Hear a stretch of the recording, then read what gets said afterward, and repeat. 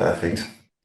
Thanks everyone for joining the call. Welcome to you all. Hope you're going to enjoy the topic of bringing together sort of business and application development. Welcome to you, Lucas. Thanks for joining. Hey, thanks. Good to be here.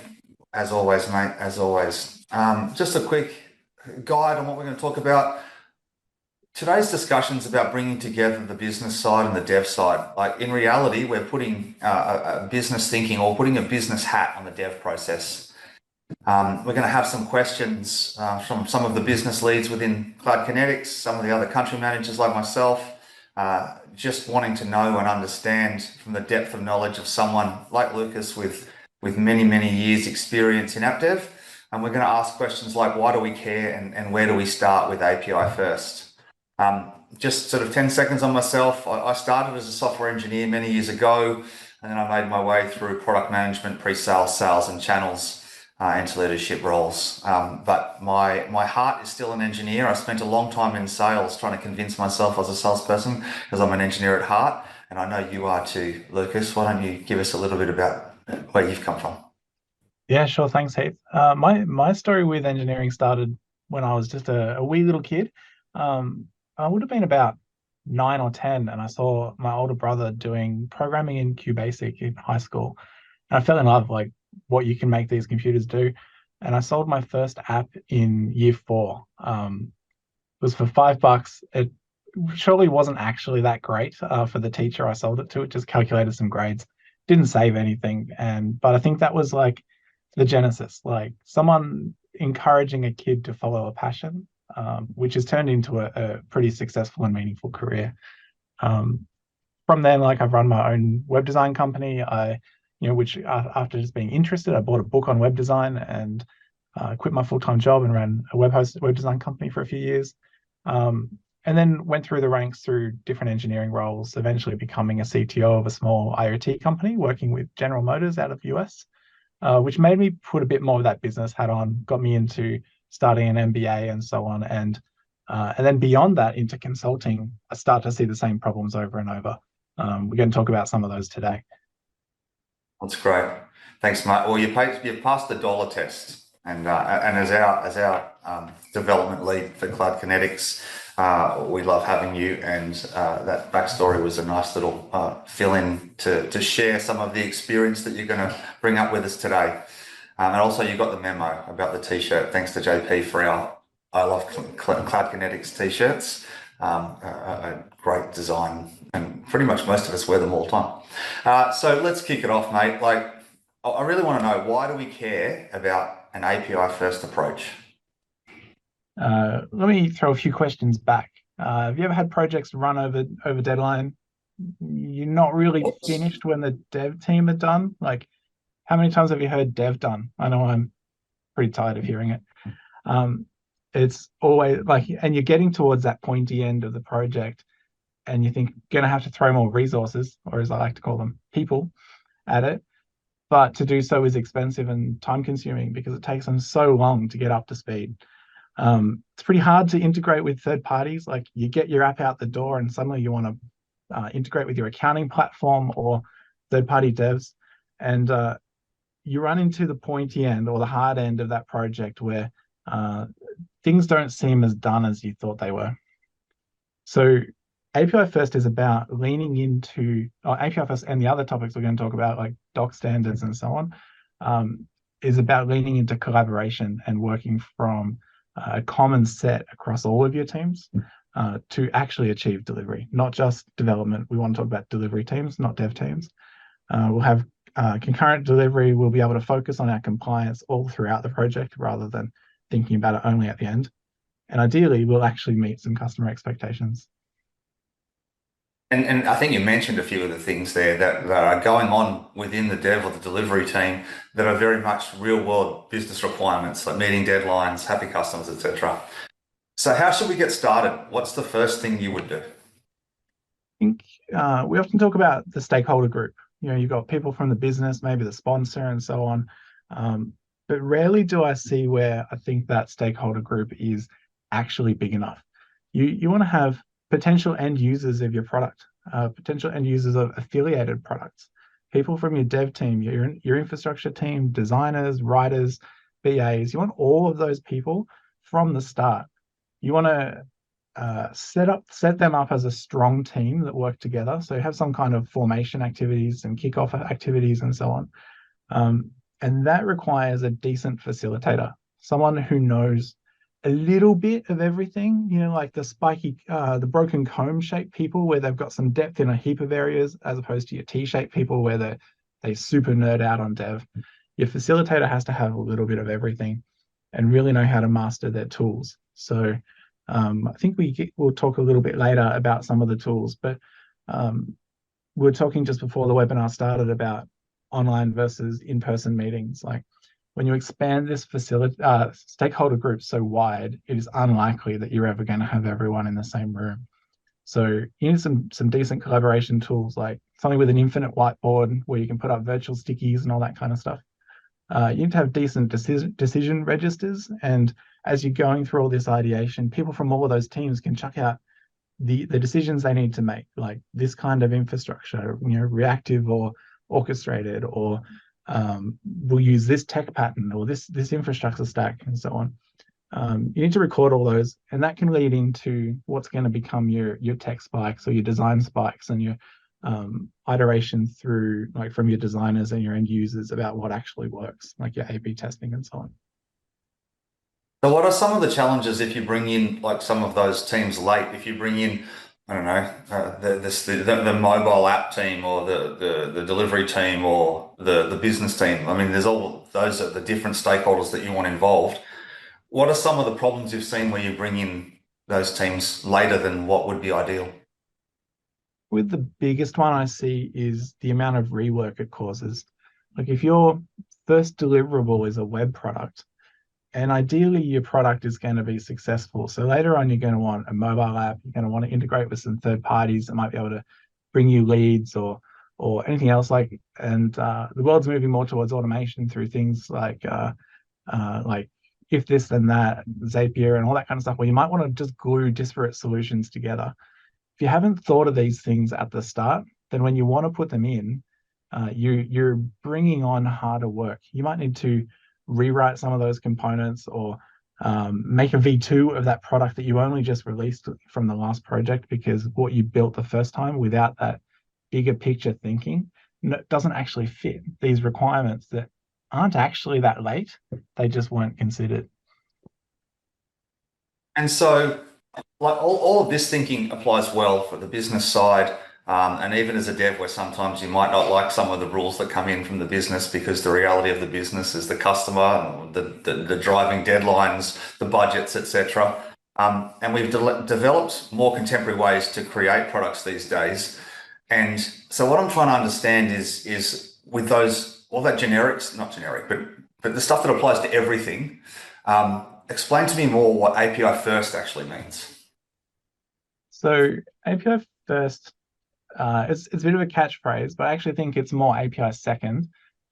First is getting that stakeholder group together and really nutting out what actually really needs to be built. But from the API first as a delivery perspective, from the tech lane, it's that you should be focusing on building that API first. It's how you're going to have multiple versions of your own product, like different platforms or slightly different offerings. You might be considering third parties, or how you integrate with your accounting and operations systems, which are often left to the end and are a struggle. It's about having that common point where when you've got your web team, your mobile team, your ops teams or whatever, all talking about what they might need from this particular resource type. And in this case, resource isn't people, it's like actual data in your systems. You can actually build that the first time, and each one of those lanes can then work with that directly and immediately. So we achieve things like concurrent delivery. So you can be building your web, your mobile, and your accounting integration can all be happening at once. You get to this point where you're also, like, there's the phrase "eat your own dog food," or as we were talking yesterday, drink your own champagne. Much better. Your product should never actually directly do the work, right? If you've got a web product that is changing your data models and doing all of that work. How are you then making a mobile app, right? You're either going to then build a second API, potentially duplicating business logic, which then means when you want to change it, you've got two places to do it. You're probably breaking the rules of encapsulation because you've now got two things accessing the same data stores. And if you're using this API, you know that every single thing that needs to be done in your product could also be done by a V2 or V3, your other app or a third party. So I've got a good example with AWS and their offering. If you can do something in the console, you can do it with their API and SDK. So that leads into easier ways to automate what you want to do. Like you're not bound to only doing ClickOps. You can actually automate things through CloudFormation, Terraform, and so on. We'll talk a little more about automation of infrastructure with ISE throughout this, but it becomes the bedrock. You get that encapsulation. This is actually the brain, and all those things around it are just users of that internal system. You can, like, if you're concerned about authorization, like who can access these things, like you can do things like scopes such that your internal apps can do 100% of what this API exposes, and offerings to third parties and so on might only have 50%, right? For example, you can't delete clients from a third-party app. You can't read data from the wrong user, for example, through a third-party app. You have to have those controls in place. And from a load perspective, you can put things like concurrency and quotas on those services, so that you can manage and even bill for third-party access to that API.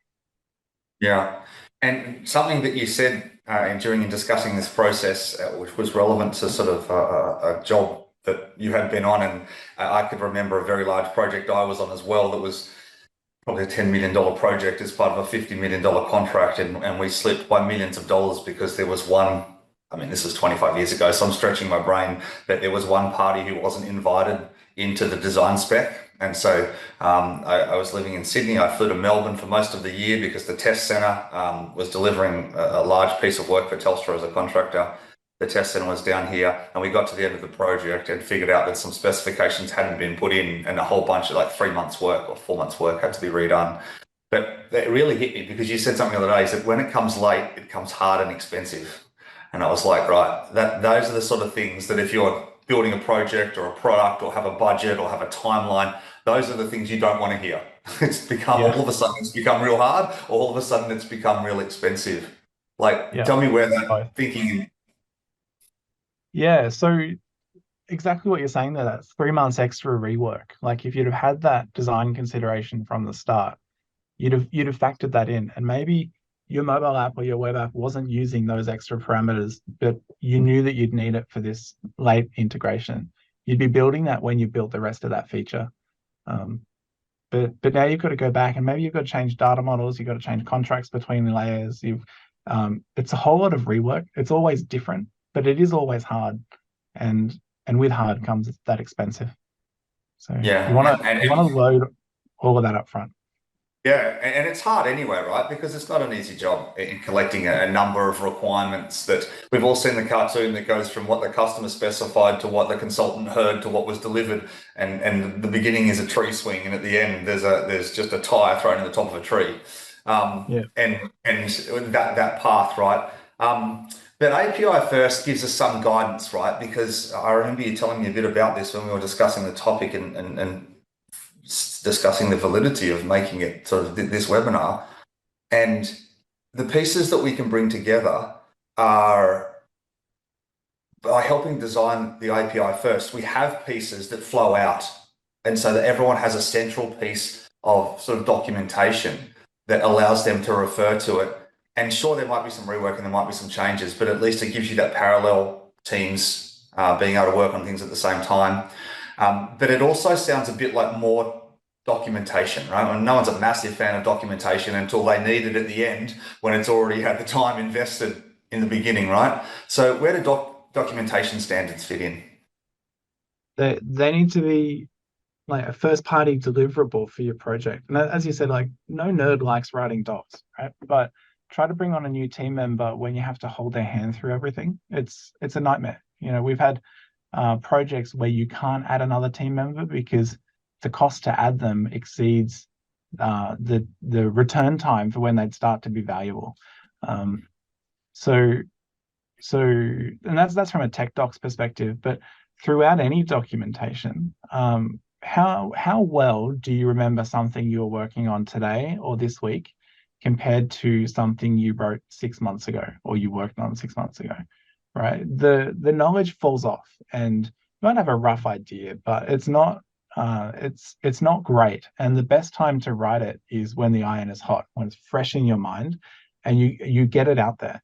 So in agile delivery, we talk about vertical slices of cake, a vertical slice of work. You don't want to just eat the icing, you need to do it all. And most teams consider that means you want to do your dev, your QA, your unit testing, get it in the pipeline, all that kind of stuff. But that's still not eating the whole piece of cake. If you get to the end and you go, oh, I still have to do all the QA, and this hasn't passed through that, and we're weeks behind in QA, or we don't have any of the docs and we can't integrate people without someone there to hold their hand, you haven't done a vertical slice of that work. You've maybe you might have sliced it vertically and still only eaten the cake, and unless you're an icing person, you might have eaten from the top down. Another part, it's not just words in that case. I have a real bugbear around diagrams. We get architecture diagrams all the time to review and so on, but most of them don't make any sense unless you've got someone there to walk you through it. So if you can't comprehend what's happening from any kind of diagram without that conversation, then that diagram's not good enough. So when you have a decent diagram, and it might look exactly the same, but interactions are numbered and there's a table that says this is what's happening, this is what's happening, whatever.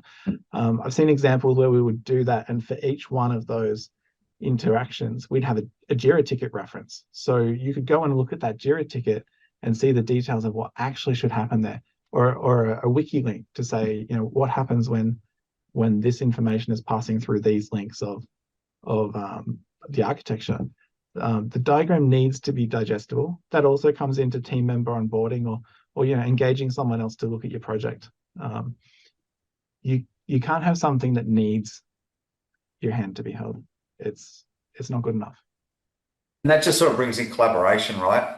Collaboration isn't just about involving everyone, like we talked about in the beginning. Collaboration is how you can potentially involve someone at a later time so that they can come in as a full speed part of the team, rather than having to sit and hold someone's hand that slows you down by 50% for the first, the 2 weeks or 4 weeks they're on the project, for them to then get up to speed. So you're already half a person behind for that month integrating. Sorry, did you want to add something there? I was just going to say that even for that new person joining, that's a really poor onboarding experience. To have to come in and you feel like you're in the wrong place. Like, why am I here? This is chaos, right? But if everything that you're given to read, like I've joined places before where they even had a handbook, like 100-page book, lots of diagrams, so it's not too hard to digest, but something that actually said, this is how we work here and what we do. And that was a great onboarding experience, because it set me up as ready to work in that context. And that's the kind of thing it should be easy to join your team. It shouldn't be hard.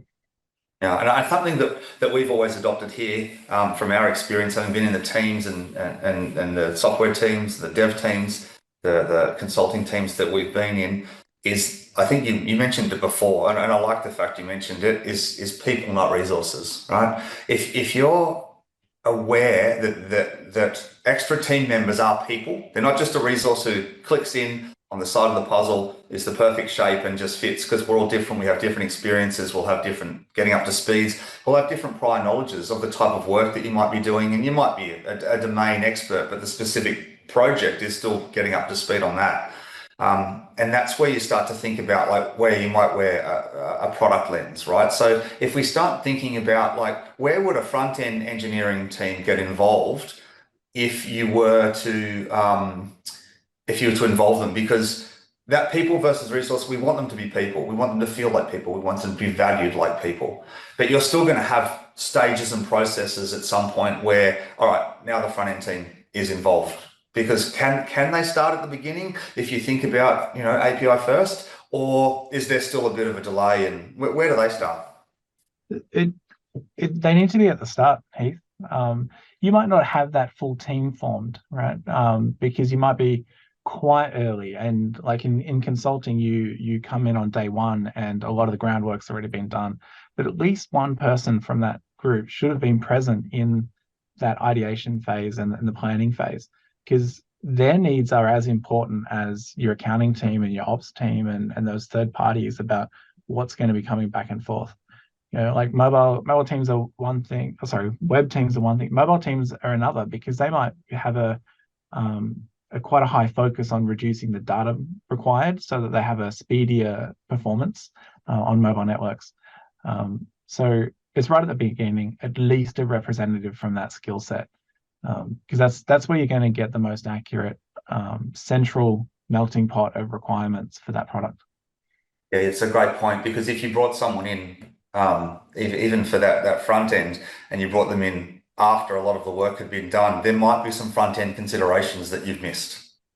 Yeah. I've been on plenty of projects where no one who did the initial like sales process and the tech discovery in order to fulfill a project was involved, and then you get the team in who's going to deliver the work, and it doesn't make any sense, or it feels ill-considered. In consulting, you're often there for a fixed time period, 12 weeks or whatever, and whoever came up with the ideal backlog and all that has nothing to do with delivery. It's a bit out of touch. You need the people doing the work to be involved, because they're going to have little insights that are relevant early. Yeah, and I mean that goes back to any sort of team and bringing teams together. Um, so is this sort of the importance of the API and that sort of thinking? Does that help us bring in someone from the front end? Because I feel like that's, if you're building a product and you're building the machinations of what it's working at and what it's going to deliver, that you forget about that front end element for a moment. If you're talking and bringing the API into one of those early requirements, you're not going to forget about the outside world, right? You're going to want some input from that front end, and where does that connection lie? Does that help in that thinking? Yeah, it does. Those front end people, like, the value of the information that each one of those relevant stakeholders brings shouldn't be ignored. Um, the cost for not doing it is pretty much what we've already mentioned. It's going to come at the end or midway through, and you're going to have to refactor things. If you have to materially change how particular areas of your core work, that then has flow-on ramifications to everything that used it. And if you've been able to achieve this collaboration so that you're building, web, mobile, your integrations with your finance team and so on all at once, then you've actually compounded that cost, because all of those teams will pay that price. Yeah. And so I mean, you're going through this, you're planning, going through each sprint, you might get through a backlog, or you might create a backlog. Take me through how you refine a story, and what does good look like? What's the definition of ready? What's the definition of done? Yeah, so good is something that I've rarely seen. So sadly, sadly, I'm sure we've all seen tickets where there's just a title. It's like build the user login flow, for example. The description is empty, and that's it, right? So like that is simply inadequate. We talk about definition of done a lot in Agile. It's certainly done the rounds, and it's used as a forcing function for behaviors that aren't really yet embedded in your team. And usually it's got things like unit tests are done, passes in QA, the basics like that.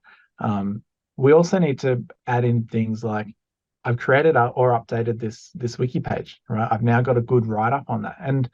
And the acceptance criteria, when you're going through that, you're going to review that documentation, make sure it makes sense, make sure that the wiki is the current, absolutely correct state, right? Maybe so you've added some, you might have deleted some because it's no longer relevant if you're working on an established product.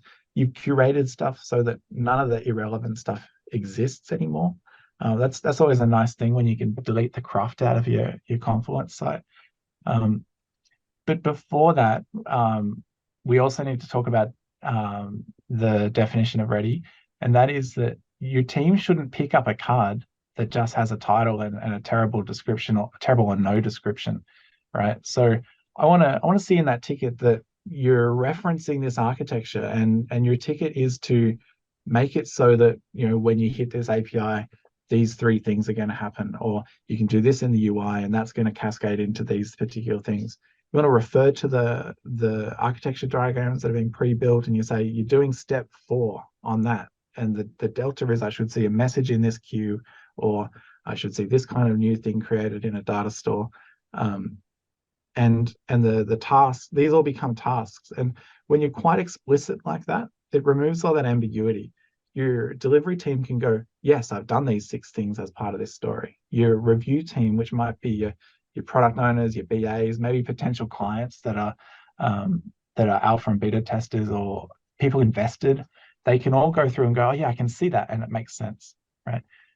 So you need meat in those stories. It needs a strong product owner and or a strong BA to really flesh that out.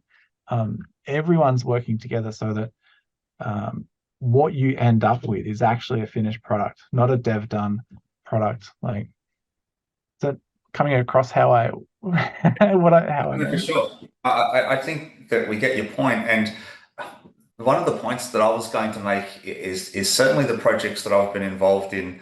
The strong leads are so important. Like, getting your principals, getting your super experienced people, and not just a super experienced dev in that particular case. Someone that can articulate. Like, we've all seen those stories of, like, to me is an aeroplane one, where you've seen the fault log, and one of the pilots wrote in the fault log that the leveling button sort of doesn't work, and the mechanic came in and later on sort of fixed it, right? So if there's not enough information, then you don't have enough detail to go off and do the job properly. Yeah.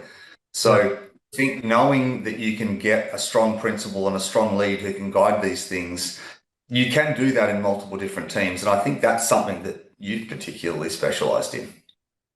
Yeah, I think on that as well, that detail, just before I jump forward a little, if you're explicit in those stories, they should be easier to complete. Like, your story shouldn't run for more than a sprint, right? And when there's ambiguity in that, it's both hard to estimate and hard to deliver. But if you can be quite clear in that, your dev team can do it.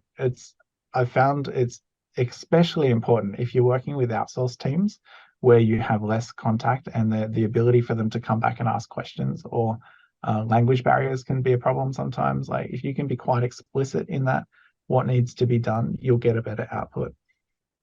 That's Um, life. That's life, whether I'm talking to my wife, my family, trying to plan a holiday. What do they want from it? Which movie do we want to go see? If you ask the right questions, get the right answers, that at the end, all of your stakeholders are going to be, happier. And the same works into a project like this. yeah, and sometimes what's wanted out of something like the one thing may not satisfy all those stakeholders, but they'll know that what's being built may not um, may not 100% fit their goal, and that may be necessary. But it no longer comes as a surprise, right? So if they know that the delta sought with this work item is to change A to B, and they were looking for a C, but they know that it's going to be a B, um, that's the surprise. Like, no one wants a surprise. No stakeholder wants to review their product and go, I thought it would do that. I was going to grab that word because that surprise in anything that we're talking about, I can't think anywhere where it'd be a good thing unless someone in the team has a birthday and someone brings in a cake. That's a nice surprise. The element Yeah. of figuring out that you've forgotten something, or that one of the stakeholders wasn't considered, or it wasn't articulated well enough, and we end up with a tire thrown in the tree rather than a rope swing or a tree swing. And Um, that kind of makes me think about even things like when you have your performance reviews, right? If you've got a strong leader and you're having those conversations all the time, that surprise shouldn't be there. Like, there's a similarity there. Better informed and engaged throughout the process, and you don't have surprises. Yeah, you're right. I think business surprises in general, we would probably lean towards them. They're mostly not going to be welcomed by a lot of people. But let's just talk about the approach, though. I think a little bit more about that, and where have you seen it work well? Like potentially a team or a project where the team adopted this approach for the first time, and how did they find it, and what did you have to go through? And I'm seeing my camera automatically move. I've got one of those Yeah, I thought your chair cameras. was going down. And Um, someone walks past and it zooms in and out again. So apologies for that. it's Cool. entertaining. Um, so one of my favorite examples of this, we had a 12-week project with a telco that I know you used to work for. And so when it comes to, say, NBN provisioning, there's a whole heap of systems that are used within a telco to orchestrate like service qualification and ordering and fulfillment and so on. And they tend to run through a whole heap of classic off-the-shelf products, big monolith applications that call all these APIs, and development is challenging. And so they wanted to do a proof of concept to see if they could flip that around and have something reactive. So notifications and queue-based pattern really, and they could have subscribers that would pick up on any one notification topic. So in that situation, I went in as a principal engineer.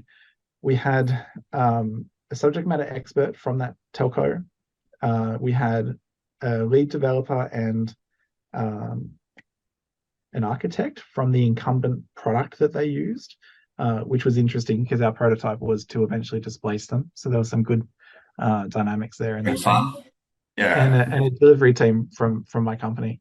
And so we had, in that case, the relevant people. The users were represented by the subject matter expert, the tech people, and so our project was to do some ordering, like service qualification, ordering, and fulfillment using as much reactive components as we could. So everything was through like SNS and queues and Lambda workers and so on. So in this role, I also became the product owner and BA. So the subject matter expert, the tech lead, and I would work together to craft this backlog. And this is where I was really testing out how explicit could we be with these diagrams and documentation and Jira ticket detail and so on. And so we were really strict on that definition of ready. And we found that like a Jira description would go from a sentence or two to like a typed out page or sometimes 2 pages listing the way these things should work. They'd reference those diagrams, which happened to be live diagrams within, I think we used Lucidchart back then. So you can export a live link so that whenever you look at that link that we embedded in the wiki page, it would always be current, which was really handy because then you're always up to date in that wiki. And I would create stubs. Like in this particular ticket, we need to implement the functionality that will take an order and split it out into the service items, and then push them out into other queues for fulfillment. Yeah. And so the output of that though was that we were able to work on like one story at a time. You'd end up having a couple of engineers working on that story. We'd have a story champion that would present at stand-ups. So stand-ups became quicker because you'd talk to the stories, not necessarily everyone going around in detail, unless it was relevant.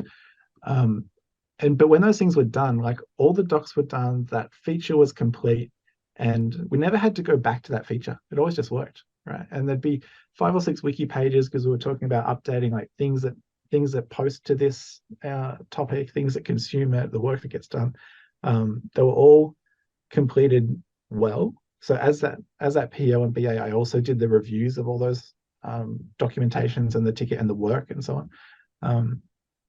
The ability to never have to come back to something was pretty fresh. I know I certainly appreciated it in that PO role.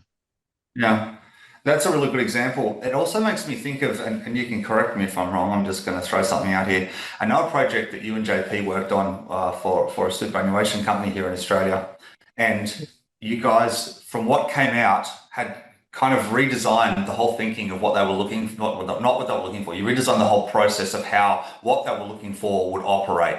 Now, it felt to me like the fact that the requirements were more than adequately captured meant that you were able to think outside the box to deliver a solution that ended up being what's on their public facing website now. Because if you collect those requirements well and articulate the outputs well, then the solution could be done in many different ways. And they had spent a few months working on it a certain way. And then when you guys came in, and said, hey, why don't we do it this way? And then we're able to Yeah. deliver something. Was the documentation, the requirements, what had happened before you got there, part of something that they had done well? What they'd already done well, probably wouldn't put those in such strong words. That project we went in, it was a 6-week thing to look at how they'd handled off and whether it was worth persevering or pivoting to another approach for the next product, which is pretty interesting. And we came in and found that, so we did a lot of analysis through their existing code and found that they had some super complicated SQL tables, and to work out whether you could do a particular action, you'd join together anywhere between like 10 and 15 tables to answer that query. Can Heath change that record? And it was super slow. And so when we look at that and say, is it worth persevering with this approach? It was pretty quickly a no. And the difference was, though, we go, we've got strong experience with AWS, and it sounds like an IAM style thing. So resource management rules and so on. And we like that idea of like, how can you apply policies to relationships and find a way to do that better so that you don't have to have custom queries for everything. So back to your question about was it a docs thing that was good? Docs were average. A lot of the knowledge came through of their existing system came through reading their code. We just got access to their Bitbucket, I think it was, and SQL dumps and talking to people. Like, again, a lot of those diagrams were insufficient, so we'd have to chase down their architect, who was pretty challenging to engage and have those conversations. We ended up designing something which is a little off topic that essentially set up a graph database. You could connect any number of resources, apply policies anywhere along the line, and with like allow or deny and conditional rules and so on, such that you could say Heath has some connection through any number of links to this resource. And once you combine all those policies with like an implicit deny, explicit allow, explicit deny, like IAM does, that you could eventually say, no, you can't do that. Or you could have like a power of attorney override on that says actually he can, like he's gone through this other chain to say yes. The second part that you mentioned about time saving, because that was a 6-week project, we finished it 4 weeks early. So we did our first showcase where we'd actually shown how they could solve that problem, and we had an adequate write-up to then go and create another statement of work and deliver that from a prototype. After the first showcase, and they're like, what's next? Like, well, what do you want? And so after a quick chat amongst themselves, they came back with something about workflow. And this is where we got into what they'd done to build a sign-up process, like 17 pages in an Angular app that had taken them, among other things, like 18 months to build. But there was a lot of similarity between them. And we're like, how do you simplify this? Like, they look really similar. There's some work that happens in the background. How can we orchestrate that through like a design, DSL, to make that be easier? Like, I can think of how a sign-up flow works in my head as a flow chart. Why can't I design a flow chart and make it work? Which is something that we did. We came up with an API that would solve for that. And we wrote all these in Swagger or OpenAPI. It was probably Swagger back then, which is still easier to say. So I'll say that one anyway, even though they're different. But nutting out that API at the start is what allowed us to say, well, yeah, this can work for web. Sorry, give me a sec. Yeah, this can work okay for web. This can work okay for your mobile apps, because now you can say, we need to collect your name, your date of birth, all those other details and preferences and so on. And they're going to be the same functionality on all these different platforms, but they look a little bit different on web and mobile and so on. In our first showcase, like, we hadn't built those web interfaces for this runtime yet, for the prototype, but we were able to build a CLI version, so a command line interface. So you could type to it. It would say, what's your name? And you would just type in and it would respond, and like, thanks, Lucas, what's this thing? And multiple choice. It could You could put in your language preference, and now all the questions would be asked in French instead, which is really interesting because then no one's going to really type to something like that. Maybe a chatbot, so to speak. But a use case I hadn't considered came up. Like, how might you sign up over the phone? How could you use an IVR-based voice assistant to interact with this thing? You're asked a question, you provide a response, and now suddenly you're going through the same sign-up flow that you did that you might have done on the web.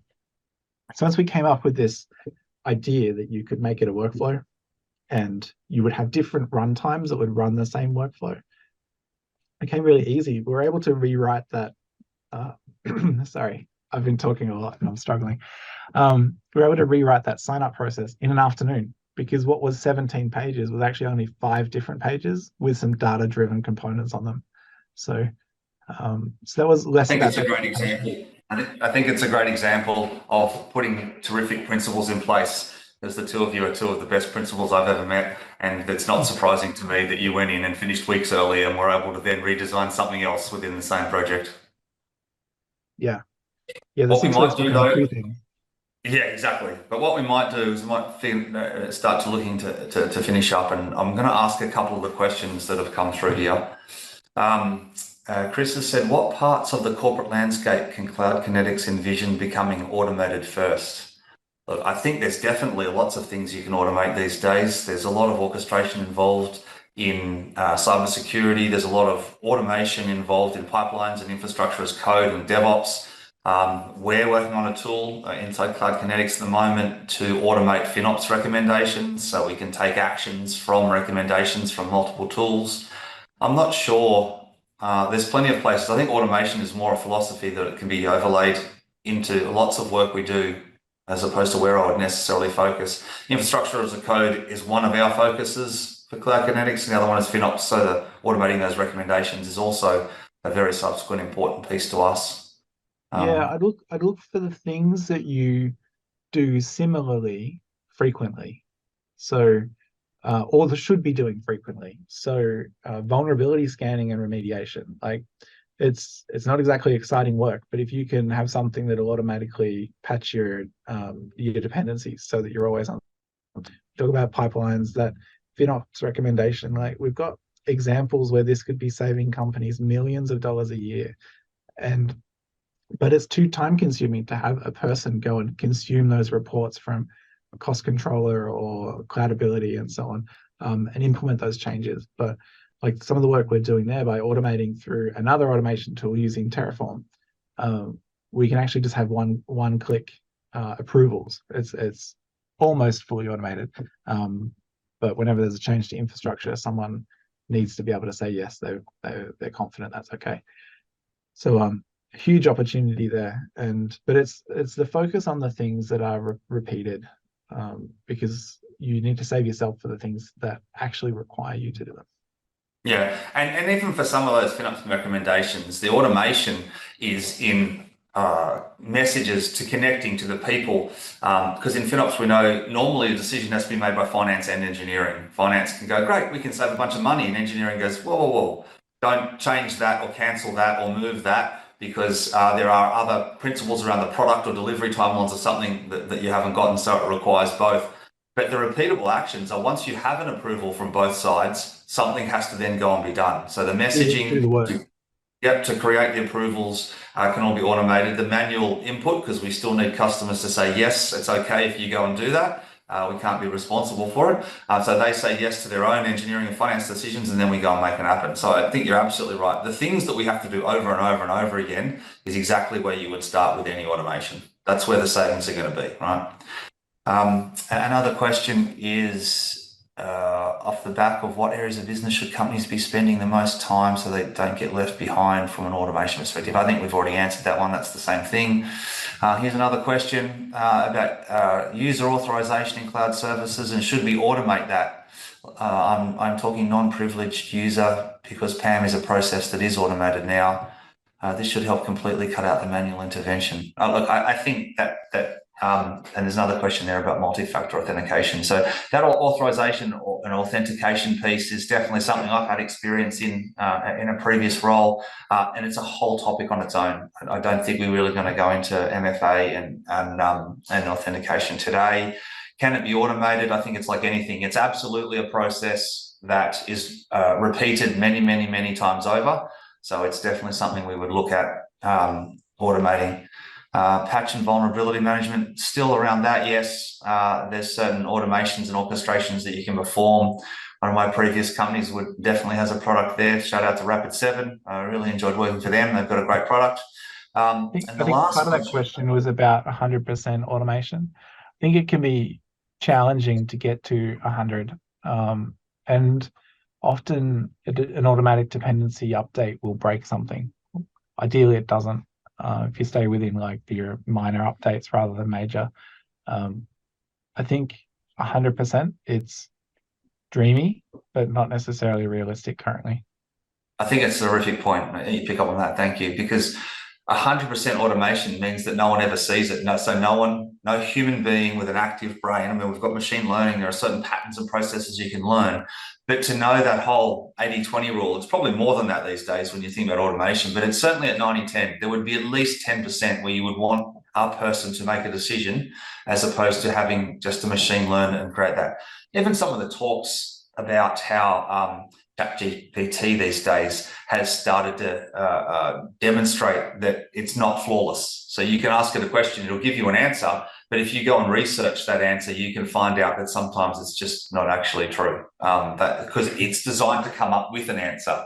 It's not designed per se to give you 100% correct answer, because once it finds an answer, it doesn't know if it's correct. Yeah. What are the developments and latest items around Innovate? Yeah, no, that's it. All right, so I think for those questions, I think we'll do it. I'm going to drop a little summary on you. I've got a few points here that I think is our summary so far, and I want you, because you're the genius here, I want you to tell me what this feels like.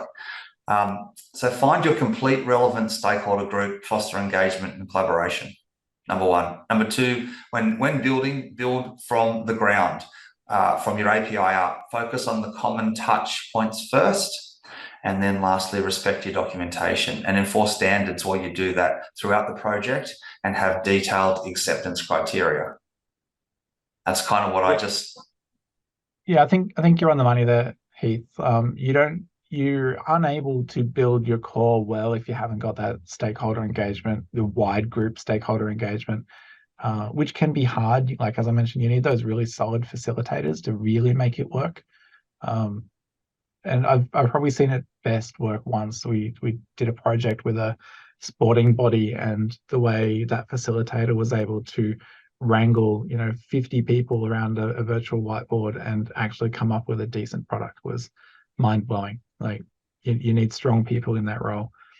But yeah, you need to factor from the outside in, inside, not outside in, with that API first, and it also allows you to prioritize, right? Because you might have those third parties with a high need on something that would have come second from your first product, but it might be important for that integration. So it allows you to prioritize across the board, especially if you've got some deadlines that are relevant outside your initial circle. Yeah, and I think just to finish this off, you mentioned it before, and then you mentioned quality people again. But before, when you were talking about it, it's just a project and there was particularly someone who might be a bit difficult, or when you were working with someone who, you've got competing interests because the business has brought in someone else new and you're going to replace the old product, but that person is the expert in the old product.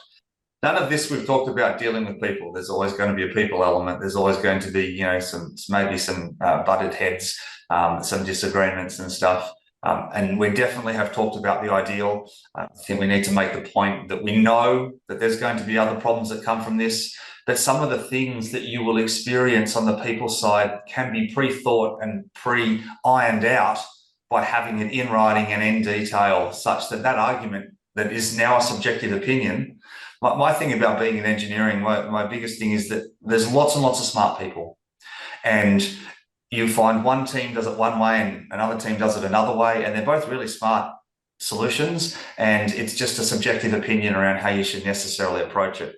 some of the thinking that comes in, and whether it be, putting in infrastructure as code, or, where we use Terraform a lot, having a single state file. So you don't have Division A with their own state file and their own rules and their own policies, and Division B has different ones. Someone somewhere has to say, we're going to do this all the same way, and we're going to get agreement, and then we're going to have a process. And when we know how we do it, some people might not like it, and there's a refinement of people who work within projects, on projects, or in your team or in your company, that they can swap and change. But if you have a common goal, a common path, and a common process, and it's understood and it's potentially decided by one of those smart principals who can bring in some of the business as well as some of the technology, I think that's where we're seeing a lot of wins. It's certainly something that I've seen so many times, that there's a lot of Terraform out there. There's a lot of free version Terraform, but the policies that are brought in and the controls that are brought in, so that a CISO or a CIO or a CTO can make the decisions for the whole organization and not just have a distributed thinking. I think there's definitely a people side, but you've helped us really nut out some of the business side and some of the process side that will help us all. The key point you touched on there about consistency. I worked on a project that was a multi-year, tens of $million deal, and it was quite a big product. We had we had 4 teams working on, I think it was about like 10 or 12 different services that massaged some data through a pipeline from one end to another. They all had different requirements, and we had a new team member join one of them, and he'd just come from the managed services division, and he goes, what is with this? Every one of these products works a little bit differently. How do you expect people to support this? And like, I never considered that. Like, you tend to think that within your own little service, like you've kind of got free reign, but if you hand that off to your managed services team and now they've got 10 different patterns to follow for when something fails, that's a nightmare, right? And made me add that supportability lens as well to how you think about building your products. What's going to happen in the middle of the night on a public holiday when something goes down, and your help desk people or your support people need to find out exactly how you solve this particular problem, or this resolving the problem is time consuming because they've got to learn it on that day in that pressure cooker situation. That consistency, as you mentioned, is fantastic. Unreal. I think we've reached towards the end of time, but we've definitely found a couple of things for the next topic. Definitely around automation, and definitely around that consistency that works in with support afterwards, with not having different thinkings within the same business that has different processes and different businesses, different divisions, because you've got portability of staff as well. Once one thing works in Division A and it works in Division B, people can go between them to support spikes in projects, or just when people a team has attrition. But I think we need to drop it. I think we're done. Are you done, Lucas? I think I'm done. I've talked enough. Have you talked enough? Yeah, I need more water, I reckon. Struggling. Drink. Thank you for joining me, mate. It's been a pleasure to chat with you. I think I feel good about it. We'll do it. We'll look at those topics for another one. Awesome. Thanks everyone for joining in and watching the replays too.